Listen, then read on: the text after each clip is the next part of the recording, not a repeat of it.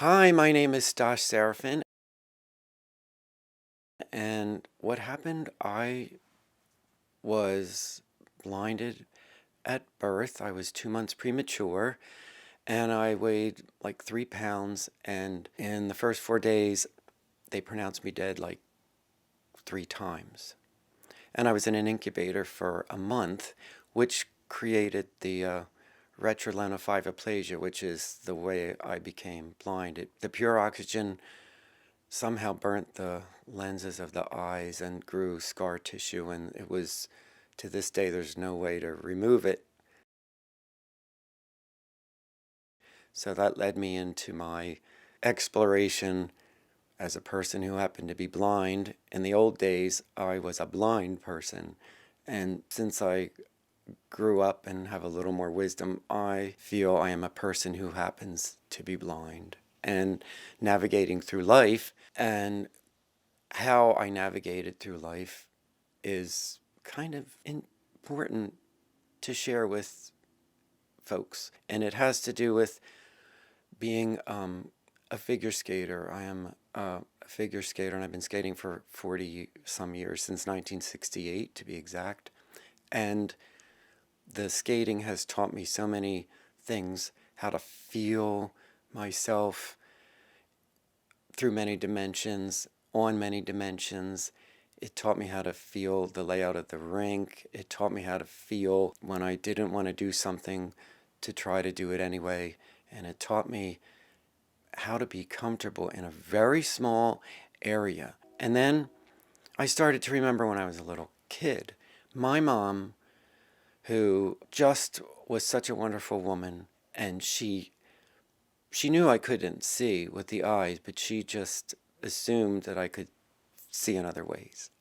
But my mom would, when I was like 3 or 4, take me in the front lawn, and we had these two big oak trees because we lived on a farm, and she would put acorns in her pocket or whatever would rattle, and she would say, "Catch me if you can," and she'd start in a little small circle, and every so often the circle would get bigger. She would just intuitively allow the circle to get bigger. So I must have somehow equated this when I started skating, to allow myself to explore a little area of space and allow it to, by its own comfort, grow and get bigger. So comfort became the way that I navigated and still navigate myself through life. And the way of learning how to skate, how to feel the flow of the blade, how to feel the rush when I jump. But it's kind of like the way all of us do life in our own way. You know, we ride these waves, sometimes with more luck than others, and sometimes we're more successful at it than others. Everybody, I believe, has their own toolkits. I mean, mine just happens to be feeling. Some people, feeling. Some people can do it by thought. Some people can do it by imagery. But we all have a toolkit, and I hope that we're all going to use them, and use them successfully. If people are newly blinded, or people are blind, physically blind like myself, feeling gently wherever we go, how we go, learning Braille if somebody is newly blinded, and how to cope with that.